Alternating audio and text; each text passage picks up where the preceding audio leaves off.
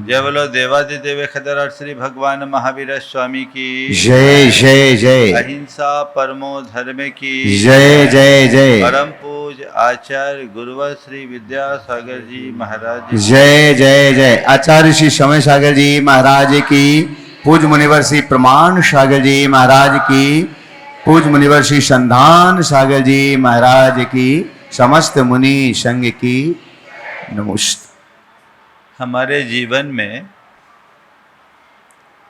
ऐसे अनेक प्रसंग आते हैं जब चीजें अस्पष्ट रहती है, एक प्रकार की दुविधा के रूप में प्रकट होती है। मन बड़ा डामाडोल और डगमगाने लगता है। ये सुनिश्चित नहीं कर पाते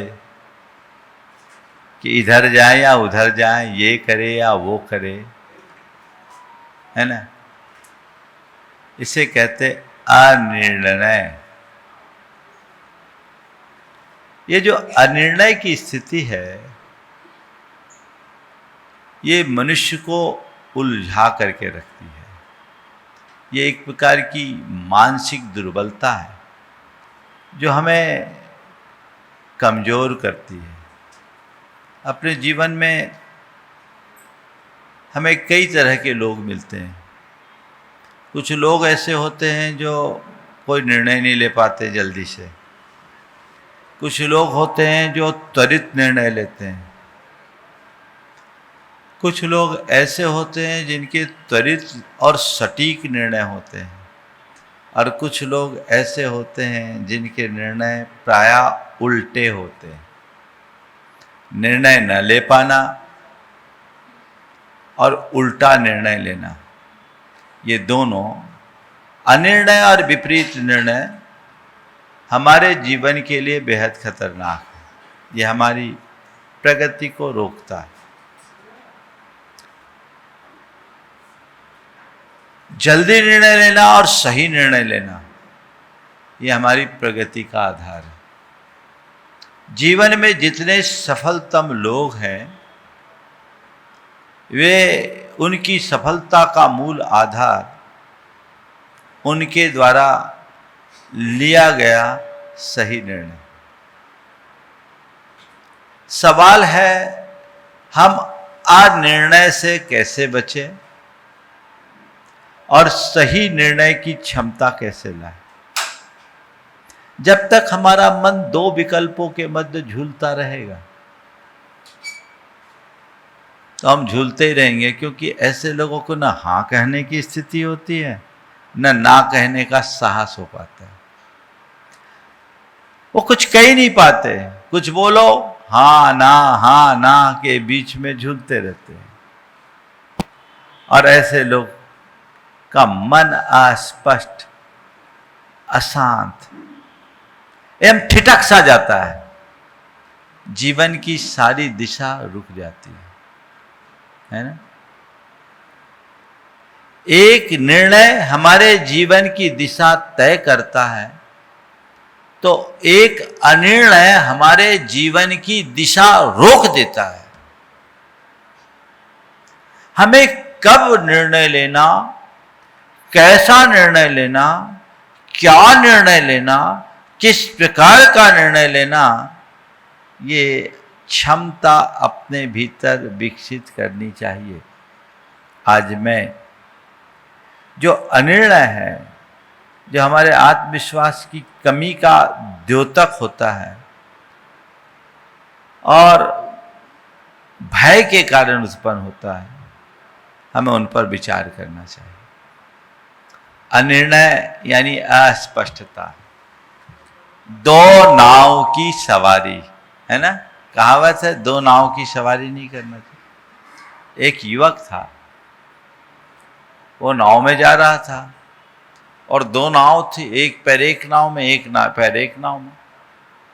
लोगों ने भैया कहा कि भैया एक नाव पर आ जा, दो नाव पर क्यों? बोला, इतनी सुंदर नाव, इतनी खूबसूरत नाव मैं कैसे छोड़ दूं? मैं तो दोनों नाव पर एक एक पैर रख करके चलूंगा।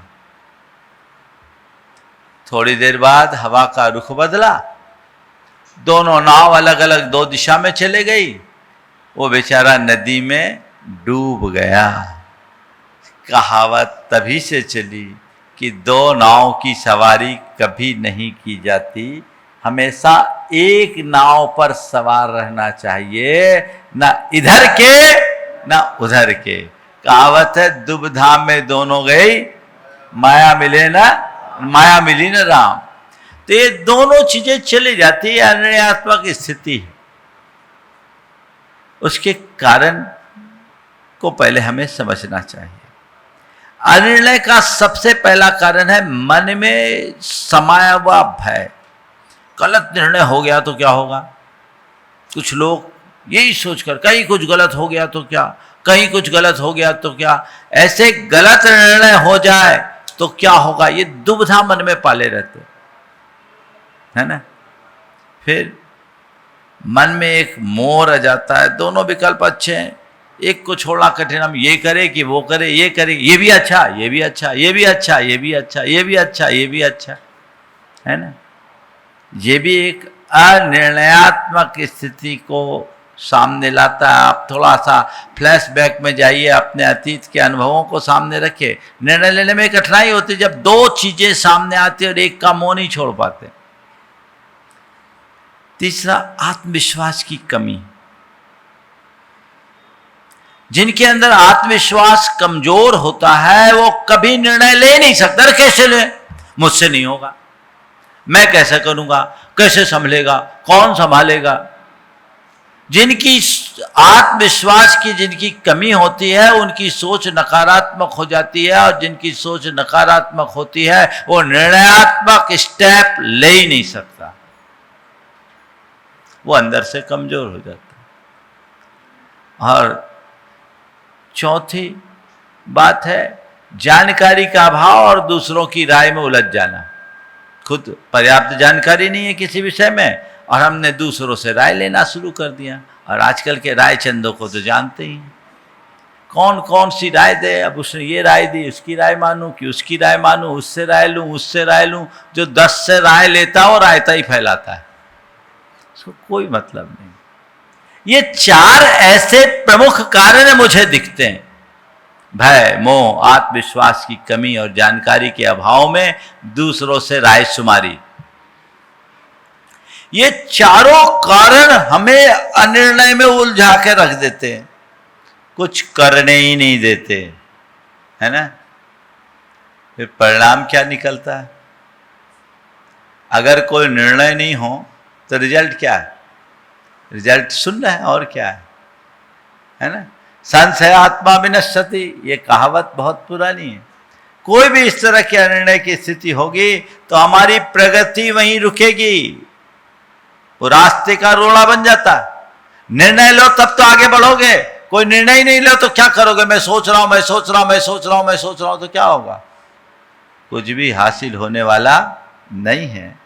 तो अनिर्णय के कारण अवसर हाथ से निकल जाता है। पहली बात, कई बार मनुष्य के सामने अच्छे अच्छे अवसर आते हैं, पर समय पर निर्णय नहीं लो, सही निर्णय नहीं लो तो अवसर हाथ से निकलेगा। निकलेगा कि नहीं निकलेगा? थोड़ा अपने अतीत में लौट करके देखो, कई ऐसे प्रसंग आए होंगे जहां आपके एक अनिर्णय ने आपको रोका। मैंने अभी थोड़ी देर पहले कहा कि हमारे जीवन में हमारे निर्णयों का सबसे महत्वपूर्ण स्थान है। हम कब कैसा निर्णय लेते हैं सब कुछ उसके ऊपर निर्भर करता है। अगर हमने निर्णय नहीं लिया, अवसर हाथ से चला गया। हम सोच रहे हैं, हम बता रहे हैं, हम देखते हैं, अभी पता करेंगे, पूछताछ करते हैं, थोड़ा और जानकारी एकत्रित करो, करते रह जाओ। सामने मौका है, स्टंट निर्णय लो और आगे बढ़ो, फैसला करो। आप इन्हीं बातों में अभी सोच ले।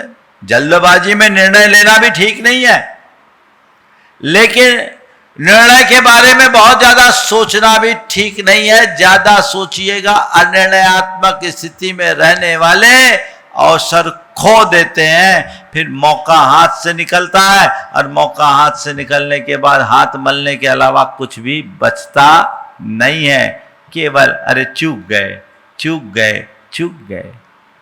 सही समय पर सही अवसर पर सही निर्णय लेना चाहिए। अगर अनिर्णयात्मक स्थिति में होंगे तो आप अपना अवसर खो देंगे।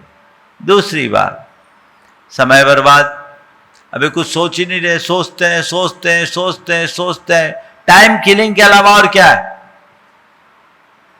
भाई निर्णय लो, रुको क्यों, आगे बढ़ो और एक नतीजे तक पहुंचो। ये प्रयास ठीक होना चाहिए। ऐसा प्रयास और पुरुषार्थ जब हमारे जीवन में जुड़ता है, जीवन की दिशा बदलती है। और जब निर्णय नहीं हो, मन अशांत और अस्थिर होगा। अब क्या करें, कुछ समझ में नहीं आ रहा है, कैसे करें, क्या होगा, समय तो सामने आ रहा है, कोई निष्कर्ष नहीं निकाल पा रहा हूं, मैं क्या करूं, कैसे करूं, ये स्थितियां बनती। और फिर इस अनिर्णय की स्थिति में संबंधों में दरार आती है, रिश्तों के बीच खटास आती है, तनाव उत्पन्न होता है। कोई निर्णय ही नहीं ले पाए तो क्या करेंगे, स्थिति भयानक होती। पति दफ्तर से आया, पत्नी ने पूछा क्या बनाऊं, पुलाव बनाऊं या उपमा, तुझे जो बनाना बना दे। बोले मैं क्या बताऊं, आप ही बताओ, मैं निर्णय नहीं ले पा रही हूं, क्या बनाऊं, मैं निर्णय नहीं ले पा रही हूं, क्या बनाऊं। पति ने कहा कुछ मत बना, मैं होटल जा रहा हूं। तुम यही निर्णय नहीं ले पा रहे तो मैं क्या करूं, मैं बाहर जा रहा हूं, होटल जा रहा हूं, होटल जाके खाऊंगा। कई बार ऐसा होता है। तो ये हमारे अनिर्णय के परिणाम है ना। कई बार आप लोग अपने व्यवहारिक जीवन में देखिए, बच्चे हैं, बच्चे को पढ़ाना है, बच्चा कौन सी लाइन लेना चाहता है वो निर्णय नहीं ले पा रहा है। बच्चा बाहर पढ़ना चाहता है, आप निर्णय नहीं ले पा रहे हैं। व्यापार करना है, किस लाइन में आगे बढ़ूं, आप निर्णय नहीं ले पा रहे हैं। संबंध करना है, और ये दुविधा तब आती है जब एक से 2-3 विकल्प आ जाते हैं। तो उन 2-3 विकल्पों में कौन सा बेहतर है इसको चुन नहीं पाते, है ना। तो बड़ी दुविधा होती है। एक बार एक बहन जी ने मुझसे सवाल किया कि महाराज जी हम निर्णय नहीं ले पाते हैं, क्या करें, है ना। अनिर्णयात्मक स्थिति है, उसके लिए क्या करें। तो मैंने अभी कल के शंका समाधान में भी बात की थी। निर्णय के लिए 4 बातें अपने को ध्यान में रखना चाहिए। पहली बात, अनुभव को साथ रखें। दूसरी बात, औचित्य का ख्याल रखें। तीसरी बात, आत्मविश्वास के धनी बने। समझ गए। अनुभव को साथ रखें, औचित्य का ख्याल रखें, आत्मविश्वास के धनी बने। कोई भी काम करे तो आत्मविश्वास के साथ करे, समझे। और चौथी बात, जब भी कोई पुराने अनुभव हैं उनकी समीक्षा करें, चूक जाए तो, या भगवान का नाम लो और आगे बढ़ो। ये चौथा स्टेप। पुराने अनुभव साथ में रखे। एक सफलतम व्यक्ति से किसी ने पूछा आपकी सफलता का राज क्या है। उन्होंने उत्तर दिया, सही निर्णय। सामने वाले ने पूछा कि आप सही निर्णय लेने की क्षमता कैसे पाए, तो उसने उत्तर दिया, अनुभव। अनुभव के बल पर। पूछा अनुभव कहां से पाया, बोला गलत निर्णय। गलत निर्णय। सामने वाला भौचक करा गया कि गलत निर्णय से सही निर्णय लेने की क्षमता कैसे पाई। उन्होंने कहा मैंने अपने हर गलत निर्णय की समीक्षा की और तय कर लिया भविष्य में ऐसा कभी नहीं करूंगा। नतीजा, मैं सही निर्णय लेने में समर्थ हो गया।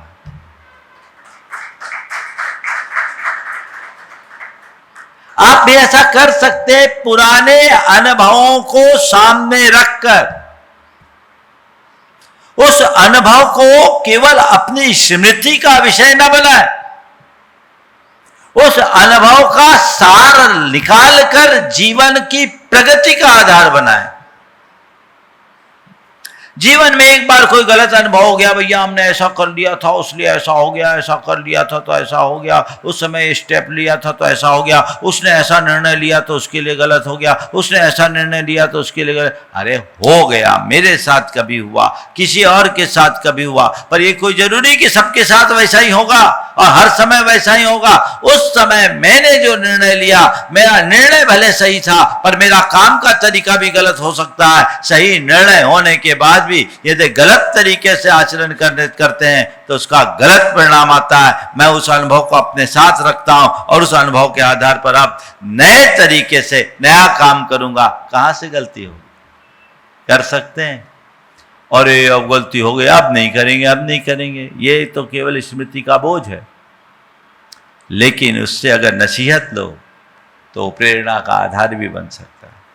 तो अतीत के अनुभवों के बल पर हम सही निर्णय लेने में सक्षम बन सकते हैं और निर्णयात्मक शक्ति अपने भीतर विकसित कर सकते हैं। औचित्य का बोध एक स्वस्फूर्त प्रतिभा होती। हमें हर बात में उचित अनुचित का विवेक रखना चाहिए। कहा गया है औचित्य गुण मेकत्र गुण राशि मेकतः सर्वे गुणा द्रुमायन्ते औचित्य गुण योगतः। सारे गुण एक तरफ और औचित्य का गुण एक तरफ। जहां औचित्य का गुण आ जाता है वहां सारे गुण अपने आप फलने लगते हैं।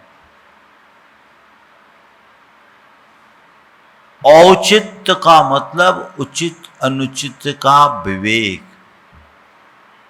विवेक से काम लो और ये विवेक जागृत होता है खुद के अनुभव से अथवा अनुभवियों के संसर्ग से।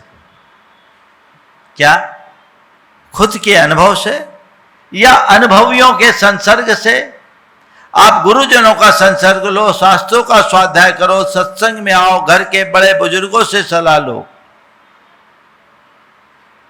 आपके अंदर का औचित्य बोध बढ़ेगा, विवेक जागृत होगा और विवेक जागृत होगा तो आप निर्णय लेने में न केवल सफल होंगे अपितु अपने निर्णय को सफल बनाने में भी समर्थ होंगे।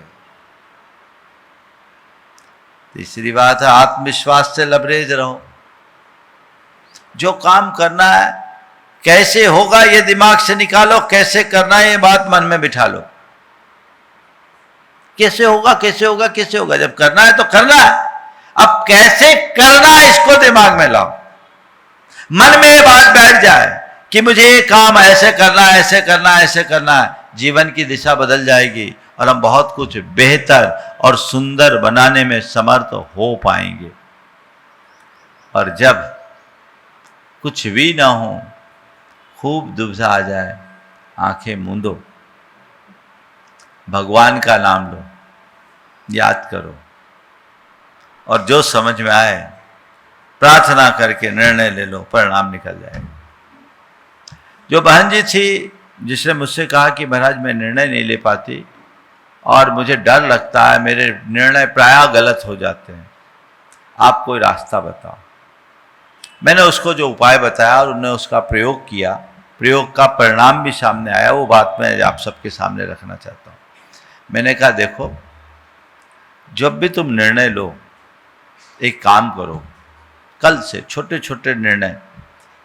उसकी ये स्थिति थी, मैंने एक प्रकार की मानसिक बीमारी, आज सुबह नहाऊं तो कौन से साबुन का प्रयोग करूं ये तक निर्णय। अब बोला ऐसे लोगों को क्या बोले, बड़ी मुश्किल होती है, एक बीमारी है जो जकड़ लेती है। मैंने कहा एक काम करो, तुम एक अभ्यास करो, हालांकि एक नया अभ्यास आज आप लोगों को मैं अभी थोड़ी देर बाद कराऊंगा। मैंने कहा तुम एक अभ्यास करो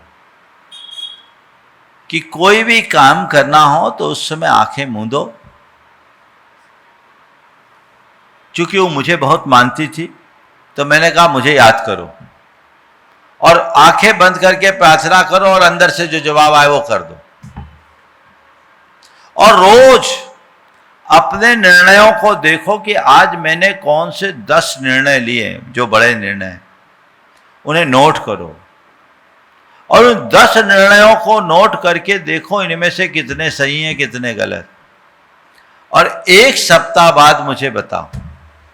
तुम ये प्रयोग करो। बोले महाराज ठीक है। बोले तुम कुछ नहीं है, मेरा आशीर्वाद है, तुम नाम लेना और कर लेना। सामने वाले को मोटिवेट करने के लिए सब कहना पड़ता है।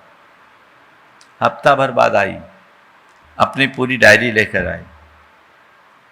पहले दिन उसके जो निर्णय थे उसमें से 3 निर्णय सही थे। दूसरे दिन से उसके 6 निर्णय सही होने लगे और हमने देखा 6 निर्णय बिल्कुल सही थे। आई, हम बोले देखो निर्णय लेने की क्षमता तुम्हारे पास थी पर तुम्हारे आत्मविश्वास में कमी थी। जो मनुष्य 10 में से 6 निर्णय सही लेता है या जिस मनुष्य के 10 में से 6 निर्णय सही होते हैं वो सफलतम मनुष्य के रूप में गिना जा सकता है। यानी 6 निर्णय लेने की क्षमता तो तुम्हारे पास। महाराज आपके आशीर्वाद से हो गया। बोले मेरे आशीर्वाद से कुछ नहीं हुआ, मेरे पास कोई चमत्कार नहीं है, ना मैं चमत्कारों पर विश्वास करता हूं। मैंने कुछ नहीं किया, केवल तुम्हारे आत्मविश्वास को जगा दिया। अभी तक तुम ये सोचती थी कि मैं निर्णय ले नहीं सकती और मैंने केवल तुम्हारे मन में बिठा दिया कि तुम नाम लेके निर्णय लो और देखो निर्णय सही होता है कि नहीं। हमने कहा यह इस बात का प्रमाण बन गया कि 10 में से 6 निर्णय लेने की क्षमता तुम्हारे पास है। तुम अपने दम पर 6 निर्णय ले सकते हो और बाकी कुछ ऐसे बड़े निर्णय हैं तो उसमें बड़े जनों का परामर्श ले लो, परामर्श ले लो। और धीरे धीरे धीरे धीरे जब तुम्हारा कॉन्फिडेंस और डेवलप होगा तो हो सकता है एक समय ऐसा भी आ जाए कि 10 में से 10 निर्णय सही हो। कर सकते हो। और एक बात बोलूं, अगर तुम्हारे पास आत्मविश्वास हो, कोई जरूरी नहीं कि सब निर्णय तुम्हारे सही हो ही, लेकिन अगर तुम्हारा आत्मविश्वास प्रगाढ़ होगा तो तुम अपने द्वारा लिए गए गलत निर्णय से भी सही परिणाम निकालने में समर्थ हो सकते हो। एक कुशल मनुष्य की यही विशेषता है, जो गलत निर्णय से भी सही परिणाम निकालने की क्षमता रखता हो। कोई गलत निर्णय हो गया, हमें उसका सही परिणाम निकालना सीखना चाहिए। कैसे भी हम उसका सही परिणाम निकाले जो हमारे जीवन की दिशा तय करते हो। देखो गलत स्टेप तो किसी से भी हो जाता है। सर हरि सिंह गौर का नाम सुना होगा आपने, जिनके नाम से सागर विश्वविद्यालय की स्थापना हुई, जिनने सागर विश्वविद्यालय को स्थापित किया। उनके विषय में ऐसा कहा जाता है कि वो अपने जीवन में एक भी केस नहीं हारे। बड़े बैरिस्टर थे, एक केस नहीं हारे। एक रोज गए और बिना फाइल देखे बहस करने खड़े हो गए।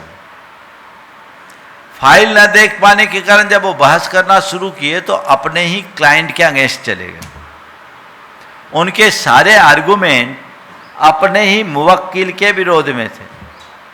अब उनका जो क्लाइंट था उसका चेहरा उतर गया और प्रतिपक्षी वकील का चेहरा खिल गया। उनका मुंशी उनकी पतलून खींच कर कहा, सर क्या कर रहे हैं आप, अपने अगेंस्ट जा रहे हैं। उन्होंने उसकी बात को नज़रअंदाज किया और बेधड़क अपनी बात जारी रखी।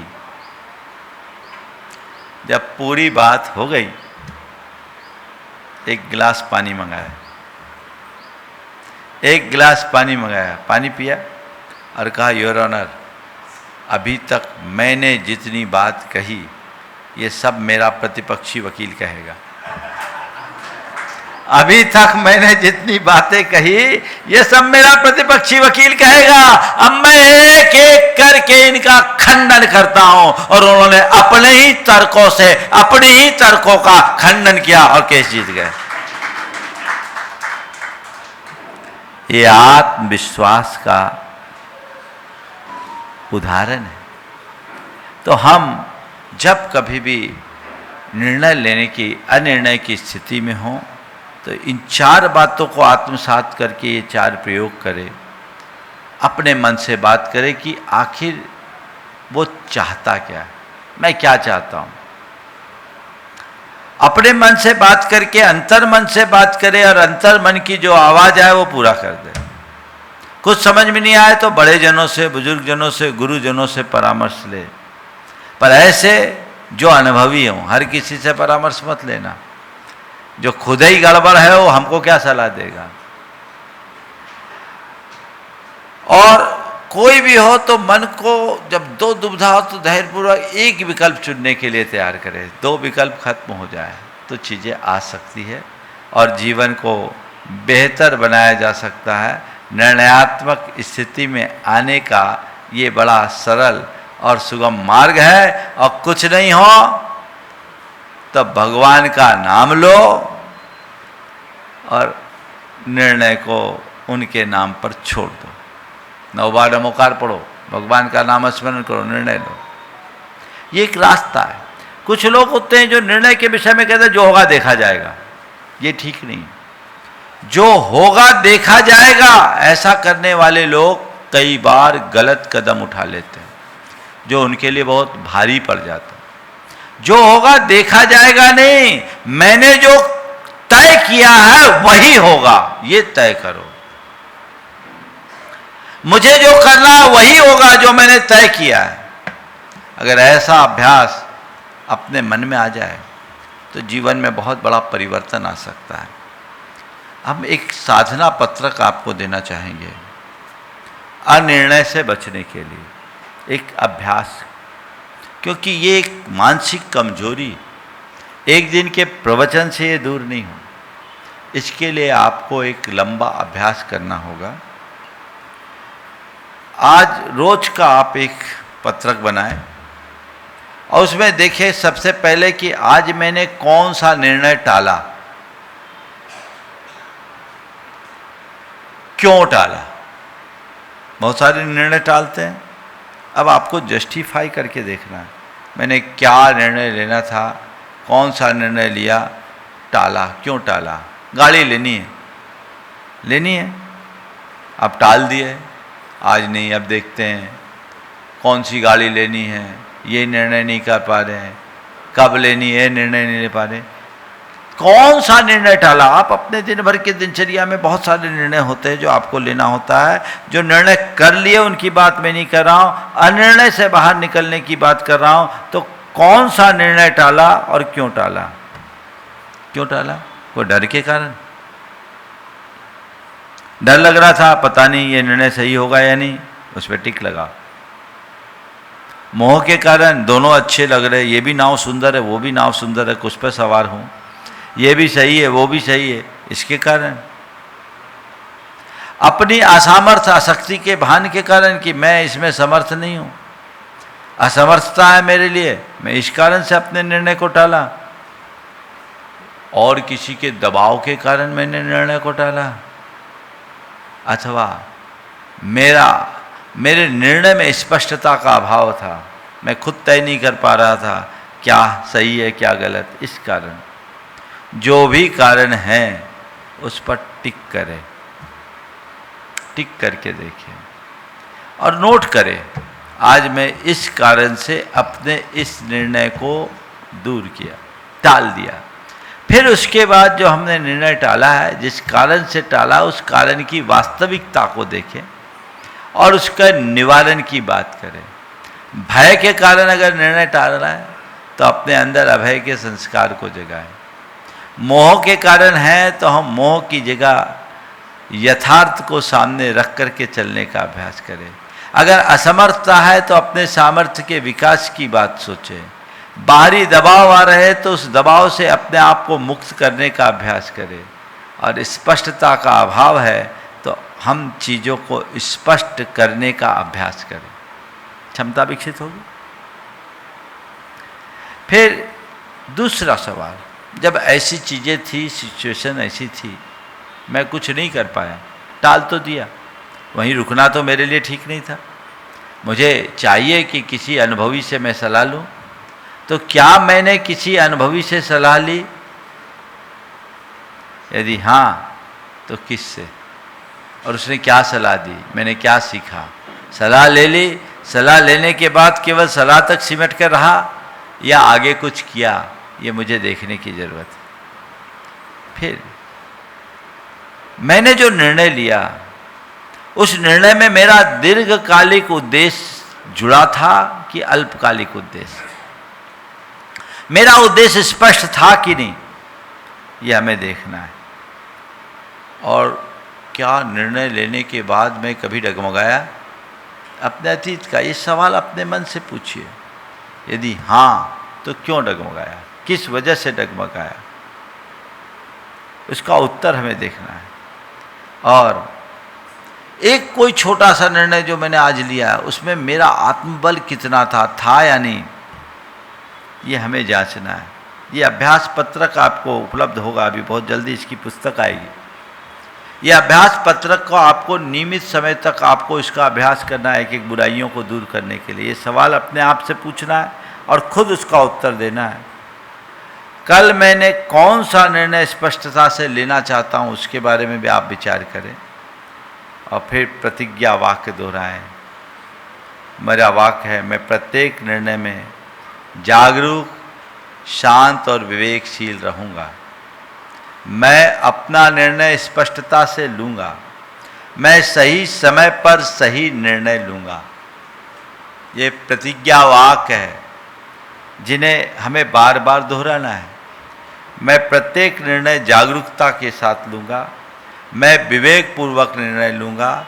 मैं सही समय पर सही निर्णय लूँगा और मैं प्रभु की कृपा से निर्णय लेने में सक्षम हूँ। मुझ पर प्रभु की, गुरु की कृपा है। ये कुछ प्रतिज्ञा वाक्य हैं। इनको आप नियमित दोहराने लगेंगे तो आपके अनिर्णय की क्षमता खत्म हो जाएगी और आप निर्णय लेने में समर्थ बन जाओगे। तो ये अनिर्णय एक बीमारी है, हमें उससे बाहर निकलना है। सही निर्णय लेना है, सही समय पर निर्णय लेना है, सही परिणाम उसके भीतर निकालना है। अगर ये हम कर लिए तो वो हमारे जीवन की उपलब्धि बनेगी, हम उस तरफ ध्यान दे सकेंगे। एक छोटा सा भावना योग यदि नियमित करेंगे तो वह हमें निर्णायक क्षमता प्रदान करेगी। हम निर्णायक स्थिति में आ सकेंगे। हर स्थिति में हम निर्णय ले सकेंगे। हम शुरुआत करें, सब स्थिर हो जाए।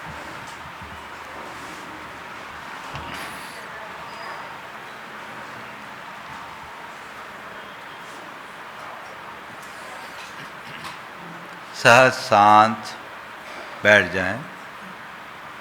आती जाती सांसों को देखें। श्वास आ रही है और श्वास जा रही है। मन धीरे धीरे शांत हो रहा है।